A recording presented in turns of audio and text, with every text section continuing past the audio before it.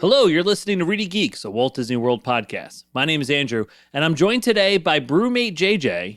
That's me. And the harbor master of Port Orleans, Sean. Checking in.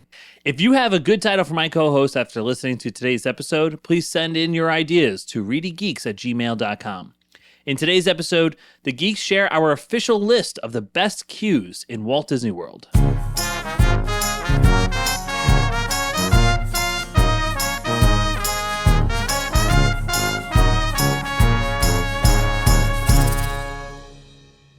Disney World's queue design has evolved significantly since the park's opening in 1971. Initially, queues were basic, they were outside, had switchbacks, and focused on managing crowds. So I'm thinking of like teacups. Or the carousel. Carousel, that's a good one. Or like Small World. Yeah. Just terrible line. Still there today. However, by the late 1980s and the early 1990s, Disney had begun incorporating immersive, themed elements into lines for attractions like Splash Mountain and Haunted Mansion, enhancing the storytelling experience. This shift reflected a broader commitment to creating a fully immersive environment. Today, Disney World continues to innovate with interactive and tech-enhanced queues, aiming to improve the guest satisfaction and manage wait times for everybody. All right, so today, the Geeks are going to share what we believe are our top 8 queues in Disney World. And we're going back to MySpace days for this. We have a lot of experience with that. 2005 was almost our peak. Yeah. So, how are we going to do this, guys? We have created our own list before in the past, but this one, we separately created what we thought were the best queues. Then we debated it off camera, and now we're going to be presenting it.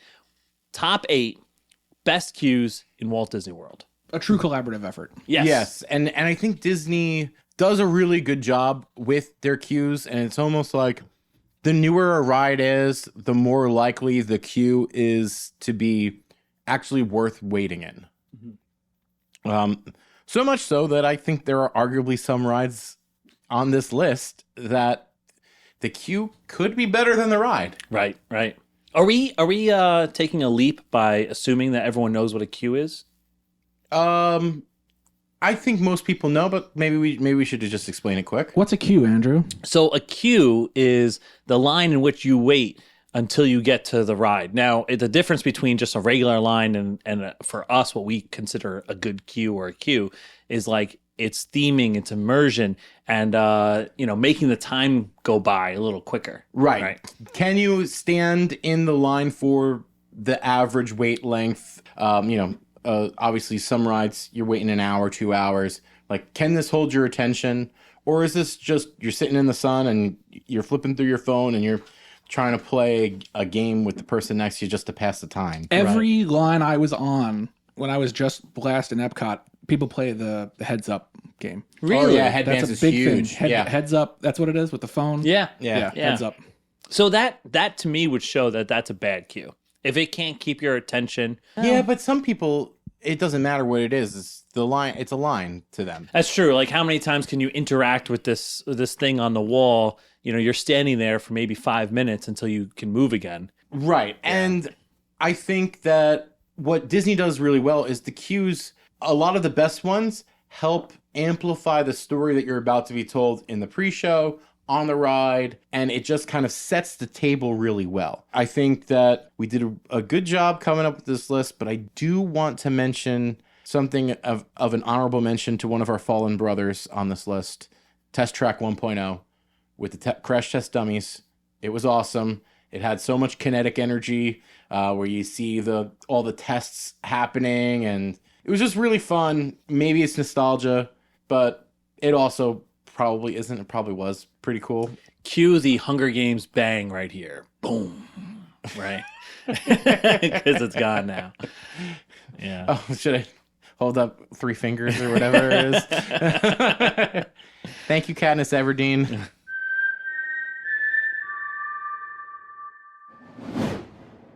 Okay, so let's go with our number 8 ride queue in Walt Disney World. That's going to be in the Magic Kingdom, all the way in the back, Under the Sea, Journey of the Little Mermaid. What a elegant name.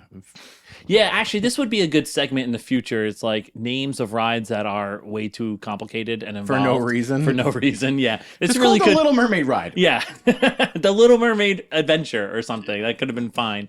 Or Book Don't. Report. A Little Mermaid Please. Book Report. Please stop giving Disney the idea that they could just tag adventure on something and it's an original idea. Tiana's adventure. Well, all right, so let's Remy's Ratatouille adventure. That's right. Is that what it's called? Tiana's Adventure? yes, Tiana's Bayou adventure, but yes. because you're going through the bayou and you're having an adventure. That's true. But that's not the Little Mermaid. So Under the Sea, Journey of the Little Mermaid has a great queue. Lots of kinetic aspects to it. You have a waterfall outside. You have just a lot of motion in that queue. There's a lot of hidden things in the queue, which Yeah. is really nice. Yeah, hidden Mickeys and hidden little imprints of characters and remnants of a shipwreck and really cool stuff in that queue. Yeah, aspects of the show.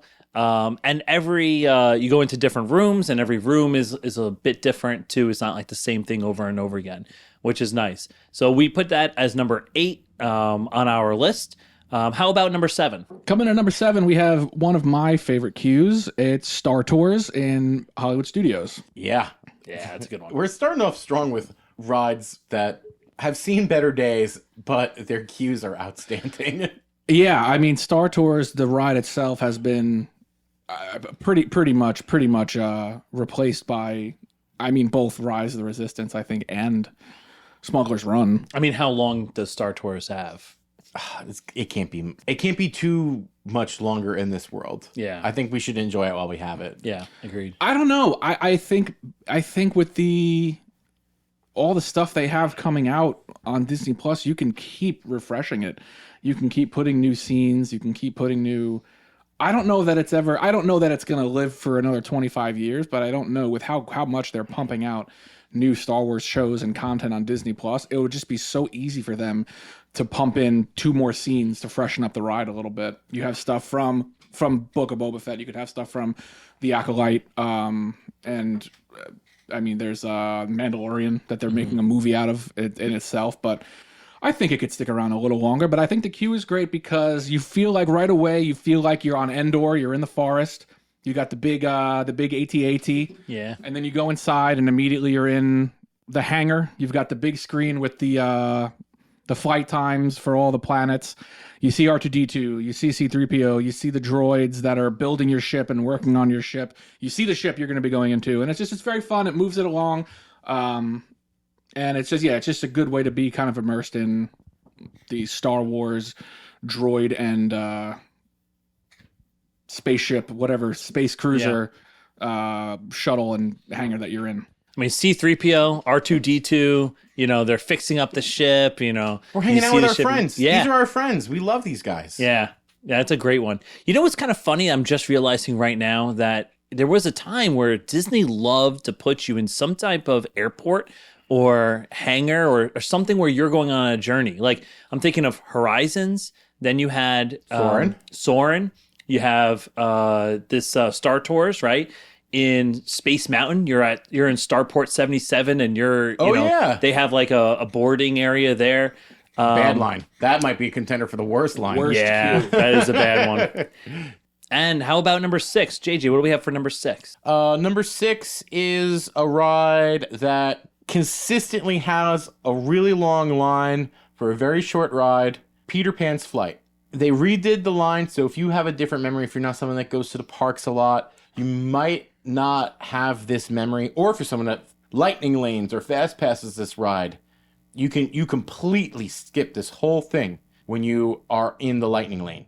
Mm-hmm. There's 4 different interactive scenes. Like it's it really tells the story that Peter Pan's here. He's gonna take us. He's gonna show us Neverland. Like it sets the scene really well. Yeah, you're outside of their house at first, right? Yep. And then you go into the bedroom, and you have Tinkerbell that's flying around. Yeah. In the bedroom scene, you can interact with Tinkerbell and Peter's shadow, right? Yeah, and Peter's shadow. It is really good. I would actually suggest if anyone sees Peter Pan at 30 to 25 minutes, just go on to standby. Even if you don't even like the ride, the standby is that interesting that just to see it once, Yeah, I would tend to agree with that. But how often is it at 30-minute wait? Just at rope drop. Yeah, it's like If you rope drop your pan, go on the standby line. Yeah. Well, that's progress for you. Okay, so for our number 5, we have a brand new ride. We're going all the way to Epcot, Cosmic Rewind. Guardians of the Galaxy Cosmic Rewind. I'd say good choice, but I made the list, so Yeah, it feels a little off to be like, hey, this great is a job, collaborative me. measure. Great JJ. job, me. I did a good job. So, Sean, when was the last time you were on Cosmic Rewind? I rode Cosmic Rewind a month and a half ago. Okay. Yeah. And how was your state of mind? Hazy at best. Altered. So, Hazy at best. if you get a chance to get on this ride before you go around the world, right? That would be the plan, I think. Yeah, it's maybe also if you have any chance of getting motion sickness, just go before you head to the World Showcase. Yeah. Well, this was a good one for virtual queue, and they don't have the standby queue yet, but a virtual queue is good because you spend a little bit more time in the big room at first, the first big room where you have the screen up top of the galaxy, and they explain to you the Guardians of the Galaxy story and like what's going on. The fact that this is a pavilion that's trying to introduce you to Xandar. Thank you. Yeah, they're trying to introduce you to Xandar, and it really sets the stage very well. Really? Yeah. Yeah, it does a great job. It does a really great job of painting the picture. News to me. Sean's been on it like 3 to 4 times. I've been on it twice, and my memory of it immediately starts with the Terry Crews and Glenn Close video. Oh, you miss a bunch of other stuff. There's videos of all I remember as the beginning of the ride. There's also videos of the other characters, and they're explaining how this is. They're so excited to be in Epcot. Star-Lord makes a joke about the Veggie Fruit song, and it's just such a perfectly Guardians of the Galaxy, right? And they paint the picture of that really well. And I like the idea that this is the Xandar Pavilion, and I kind of wish they had more rights to more Marvel characters so that that whole section could be like an MCU World Showcase, and we can go to Wakanda and Asgard and all those other, like, I think that'd be really fun. Just New York City. No, that would be a lot of fun. And I know a lot of people give hate on Guardians of the Galaxy for not being in the original mindset of Epcot, but I think they did a really good job. Wait, what do you mean? Well, Epcot is supposed to be more future world in the front of the park, talking about like different technologies, health, advances in health, energy, things like that. It's an experiment, right? It's like not true to the name, like experimental prototype community of tomorrow, right? Gotcha. Yeah. Like the land is supposed to be growing food and different techniques in order, they're more futuristic. They do. I think a lot of Epcot still does live up to its potential there, but you have to start changing some things, right? You have to make it entertaining enough for people who want to spend a whole day there. Yeah. And not just go to one park from rope drop to 2 p.m., ride the rides. Oh, it's too crowded. Let me hop over to Epcot and get drunk. I was going to say, or become the park that people just, we're going to go to Epcot and drink. Yeah. And it kind of already is. It is that, very much so. In at least the last like 10 years, I've always thought Epcot's been a park with an identity crisis. It kind of has no idea what it wants to be or what it is, and it's just a park people go and get drunk at. Which, I mean, I have fun, but yeah. Oh, you want to attract people that are, families and kids and people that aren't just there to have 11 or 12 drinks and then ride Cosmic Rewind. I actually think that Epcot is the best park in Walt Disney World. I think it's my favorite park. I don't know that I would say it's the best, but it does the best job of like keeping you there all day. You don't ever feel like I need to escape and go back to the hotel, go in the pool, get changed. Like, it does such a good job of transitioning you from the future world, the ride parts, to going around the world and relaxing. Like, by the time everyone's there, you're just like, oh, I'm already in the back of the park. I'm relaxed, gonna go country to country and do what I want. Yeah. Yeah. And there's usually a really great nighttime show at Epcot. What is it now? Luminous, The Story of Us? Yes. Or is that Harmonious, The Story of Us? Luminous? It is definitely Luminous. It's called Luminous, but then Yeah. there's a little tagline. Right. And Overcomplicated again. Right. Disney. Thanks a lot, Disney. Making me look like a fool. Calm down, Rover. I was only kidding. So they're doing a good job of including edutainment, and I think Cosmic Rewind is a good middle ground of like, we do have to have some rides here that are going to entertain people, but yet at the same time we're going to educate them about the technological advances of Xandar, and it makes so much sense. I like that it's in there. It works, and It works. We're shoehorning IP, but as the IP defender, I appreciate that. And I think let's take that to our number 4 ride because we're staying in the same park. Mm-hmm. And again, we're shoehorning IP, but this time into the World Showcase. And it's Remy's Ratatouille Adventure in the France Pavilion. I think that the line is fantastic. It really, once you get inside. Yeah. So there's a caveat to this. It's not a very long outside wait. There's a section of the queue that is outdoors, and it's a little rough. But once you get inside, it is so good that I think it is worthy of this position. I think this is another ride where if you see it at 30 minutes or 25 minutes, go on it, stand by. Because you get so much more in for standby. Just because I wanted to. I didn't know there was a... Is there a single rider for Remy? No, but it's Lightning Lane. Oh, okay. But so... Lightning Lane kind go in of the fast pass skips, entrance. Skip a lot of skip right, a lot of it. I wasn't going to leave the park without riding this because it was the first time that I was there and I wanted to get on the ride. It was a posted hour and a half wait. I don't think I waited more than 40 minutes. Okay.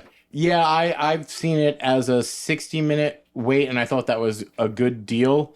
I went on the line, and it was, again, I was 40 prepared to wait. I minutes. grabbed a big old beer from the Canada Pavilion and got right on the line in France. Some good things about Remy, and first of all, I just want to say that whole back area expansion is great for France Pavilion. The good things about the Remy ride end when you get on the ride. I think that's a pretty hot take. I think it's maybe not a great ride, but it's certainly not a bad ride, and I would definitely firmly put it in the good ride category. I'd rather ride that than a lot of rides. I think it's the Mission to Space. Oh yeah, I definitely ride that just at before. Epcot. Oh yeah, I mean, I don't know. I like Mission Space. I would ride it over Frozen. I think it's the. I would go to the DMV over riding the Frozen ride. I think it's the third best ride in that park, right? Just about where with Cosmic Rewind, Soarin', Yeah. Remy.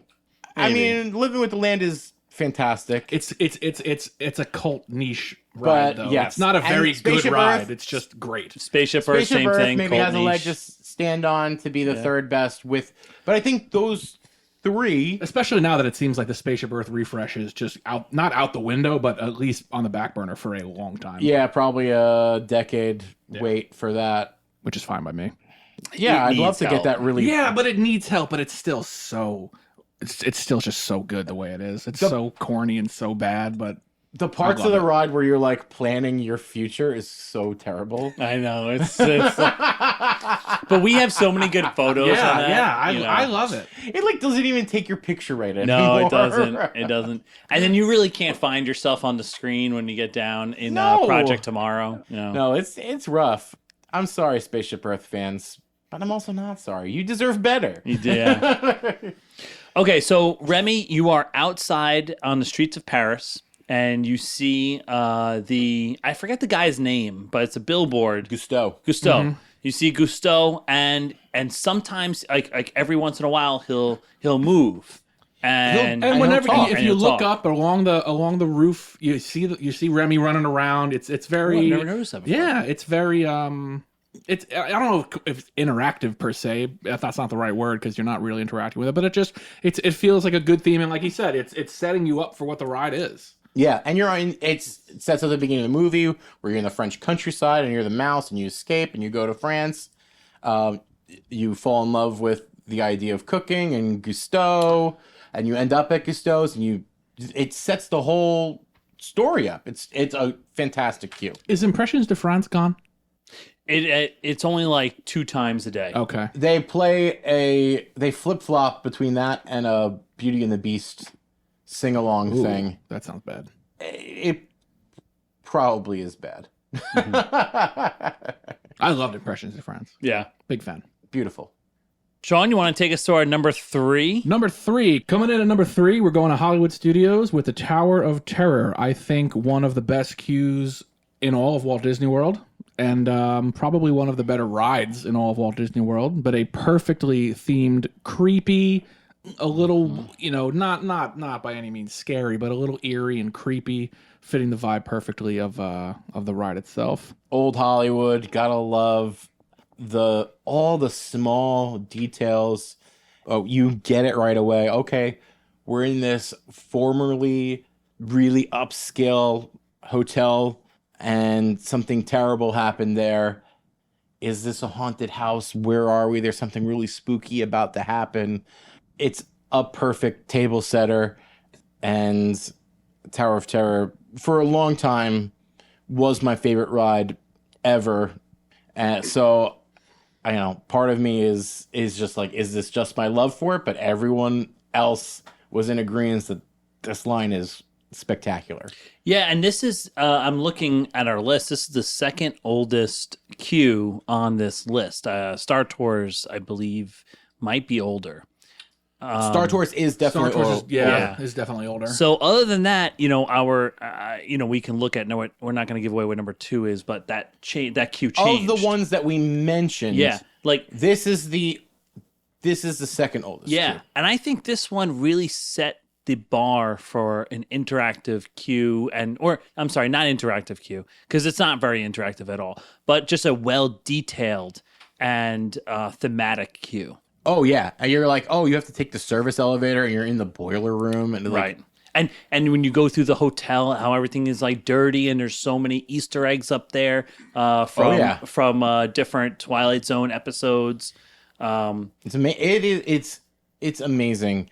And also, another nice bonus to this line is that occasionally you have a group of cast members that are also playing along. I was just going to say that this is one of the best rides to have a good cast member on, because if a good cast member would makes this ride, another ride we're going to mention, Rise of Resistance is another one. Yeah.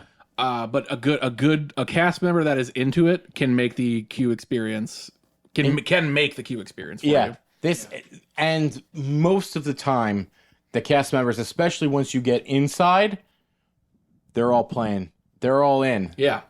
They love the ride just as much as we do. Yep. Yeah, not necessarily outside on Sunset Boulevard. Sometimes the people that are just clicking the fast checking pass, you at the lightning lane or the fast pass, they're not as into it. Sometimes you get a good cast member that's playing the part out there too, but inside for sure, a good almost cast member always inside. Yeah, makes it great. Yeah, and hats off to the people that make those decisions of like who gets to be where, and they put the people that really want to play at places like the Tower of Terror. Yeah. Hollywood Tower Hotel.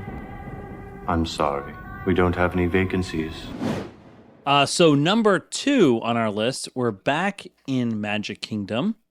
It is the Haunted Mansion. Classic. So the Haunted Mansion, when it was first built, wasn't that great of a queue, but Disney has added on to that queue over the years.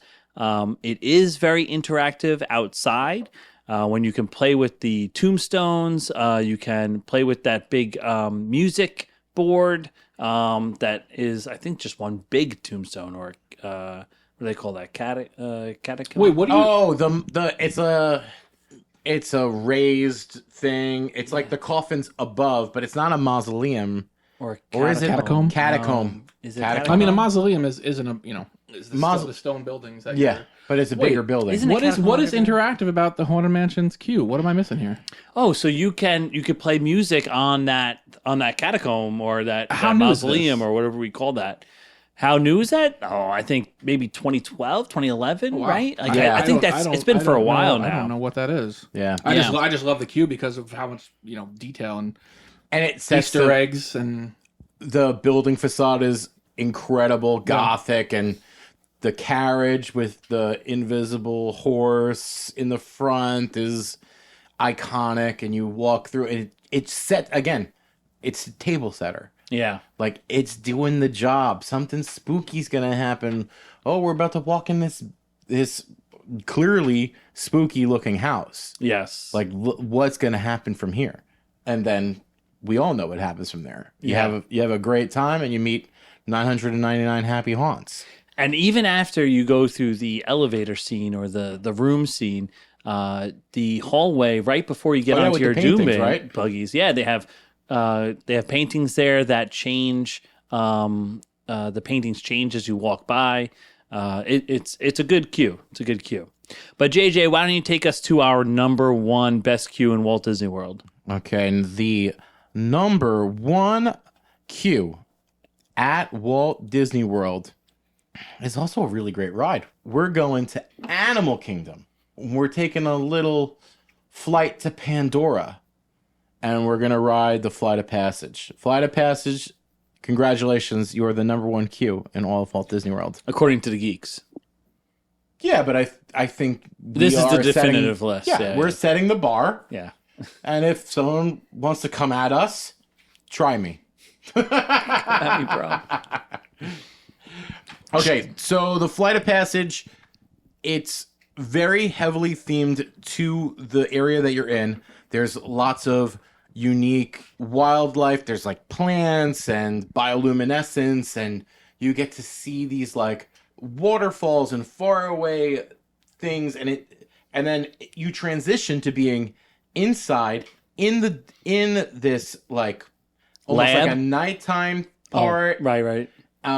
Whereas again, more plants, you really feel like you're transported to a different planet. And then you finally make it to where you enter the lab. You get to see an avatar.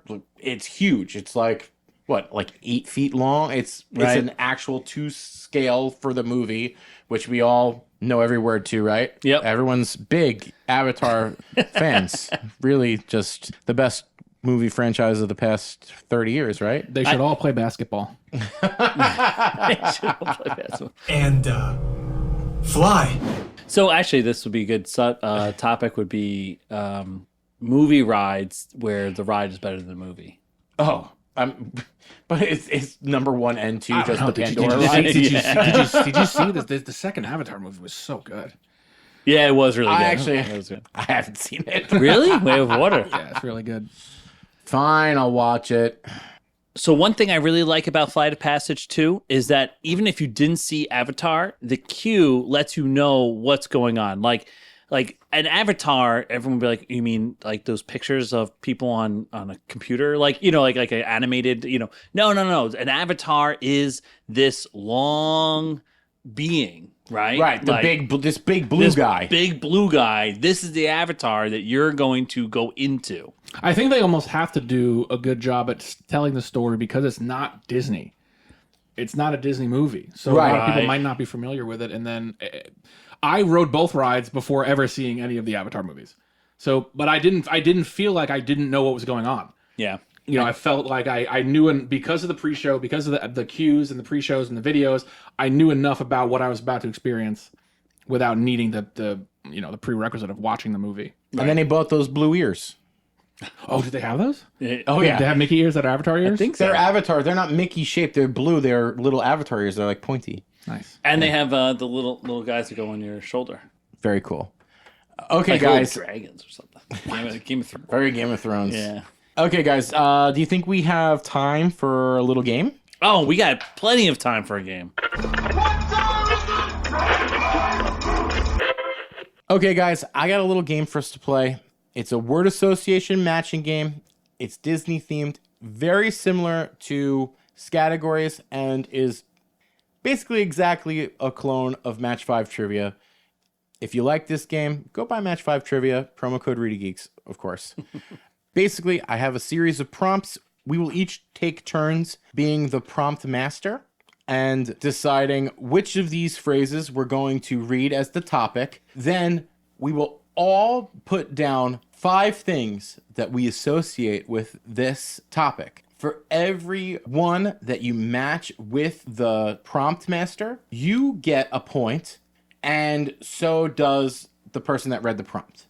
So when you read, you have a better chance of getting more points. So you can get like 10 points. No, you only get 5. If we all wrote the same 5 things, we would all get 5 points. That's the maximum. So you just have a more probability of getting points. Right, a higher probability of getting 5. So But you can't get any more points than we get. It's just Right. that you have a higher probability of getting Exactly. points. Okay. So we'll each take turns. We have a list that we will pick from, and we're going to leave it as a little bit of a surprise for the other person. I'll go first, and I'm going to start us off with Epcot. So you're going to name 5 things you think of when you think of Epcot. Okay.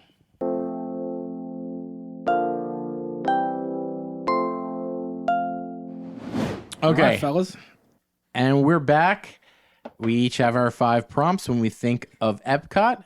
I'm going to read my 5, and we'll just start counting points. Okay. Okay? My first word, drinking. Yeah. Oh, I have alcohol and or booze. I had alcohol. That counts. yeah, That's It the counts. Okay. We all get 1 point. same. Okay, food. I had food. I don't have food. I put Future World. I have future. I have future. Okay, count it. World Showcase. Nope. Don't have that. Last good or one, bad for you? Last one, and I didn't know how people would refer to this, but the Epcot ball. I have ball. Like ball, Epcot ball, Spaceship Earth, like that. It's the first thing Sean I gets a put point. is ball. Okay. Sean gets a point. Yeah. So Okay, so I got 4 as, and then how many did you get? I got 3. So I have ball, alcohol, and future. So that's 3. Okay, so it's 4, 3, 3. So do we Slight edge for the prompt Yeah, master. the prompt master gets an edge. Yeah. No, it's totally more probability of getting a point. Should we say what other words we had? All right, so I had countries. So you had world. I just put I countries. had World Showcase. Yeah, I had culture. culture is good, Oh, okay. and I had technology. I have rides. Six Flags, Fair. SeaWorld, Universal, right. More flags, more fun. Six Flags, more fun. Andrew, why don't you be prompt master next? Okay, I don't know if we can say that. I'm going to choose on here Pixar movies. Pixar movies. You know what? I'm putting a caveat on this. There's no sequels. Right? So Oh, right. Okay, so like- it's not like Toy Story 1, Toy Story 2, Toy Story 3. no sequels. Franchise. Yeah, just the franchises. Okay, so I'm going to read mine. Here we go. Up. Got it. Got it.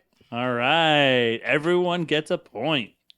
If we don't all get points here, I'm very disappointed in all of you. Toy Story. Yes. Got it. Okay. Nemo. Oh, no. Yes. Wow. Yes, that's the one that I changed to. I thought I was going to regret that one. Wow. Nice. So Okay. then you get more. What's that? Well, he's got 3. He's got 3 and I have 3. Yep. Okay.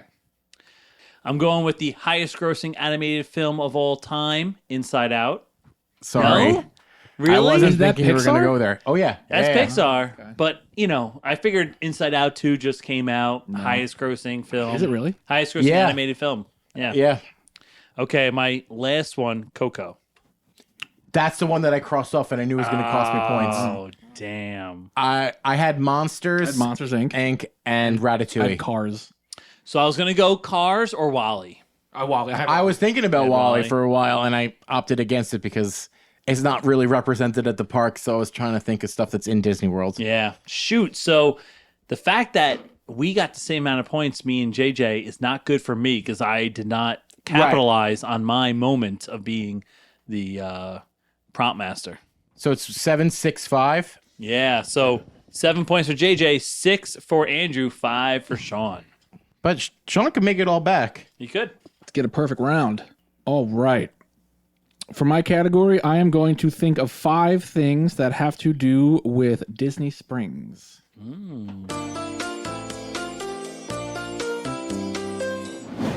I know. It is a big net. It is. I really have 6 that I wanted to do, and yeah, 5 is tough. 5 is tough. All right. There we go. Here we go. Disney Springs. Starting off at number 1, I have the boathouse. Oh, I got it. Boathouse Bar. I have the hot air balloon. Yes, hot air balloon. Hot air balloon. One of my favorite places in Walt Disney World, Raglan Road. Raglan Yep, Road. I got Yep. Raglan Road. Raglan Road. Oh man, come on. This is where I think I may lose someone. I have the World of Disney store. Yes, I have World of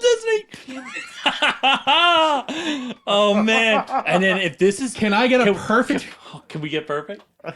The Edison. I had Jocelyn. I was gonna I die. had the two hanger things and I bar. crossed it out. I just thought it was too I niche. had I didn't two think anyone things. would remember it. I had two things. I had the T-Rex, That was and then I had the Rainforest Cafe volcano, but specifically the volcano. Just the volcano. well, 4A.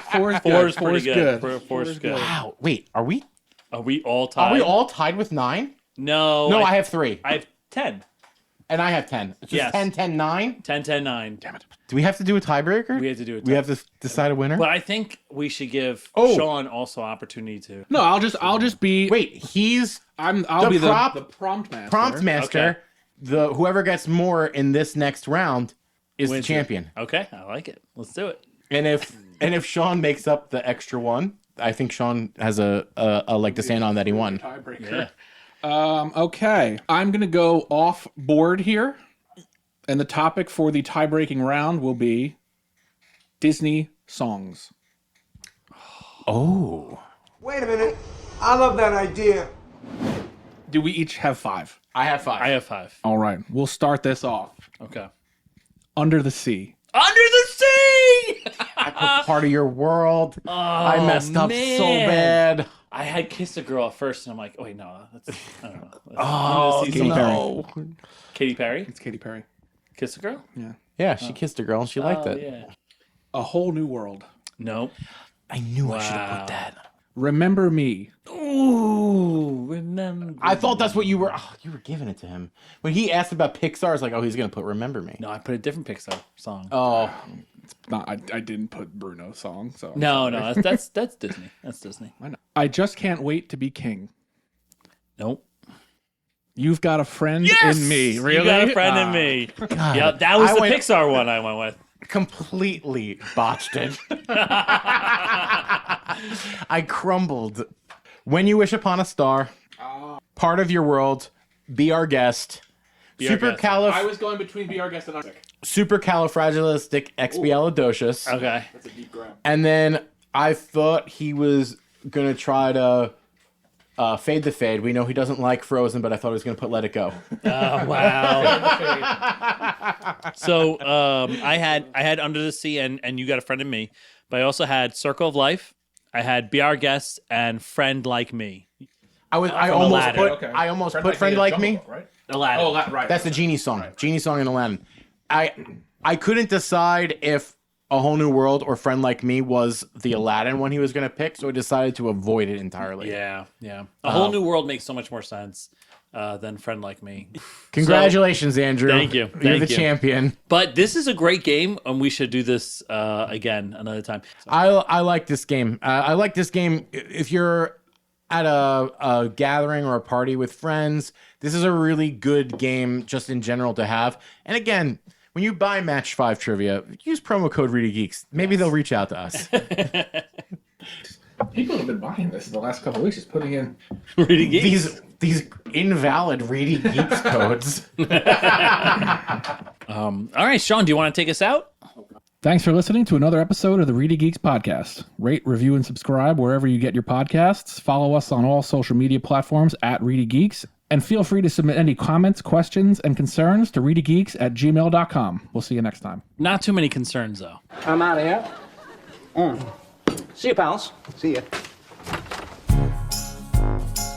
This week's Honest Send-Off comes courtesy of Eddie from the Big Apple. If you have an honest send-off that you want played at the end of one of our episodes, please submit an audio clip to us via our email address, ReedyGeeks@gmail.com. ReedyGeeks, a Walt Disney World podcast, is hosted and executive produced by Andrew Shopey, Sean Murphy, and JJ Hefner. Music and audio engineering by JJ Hefner.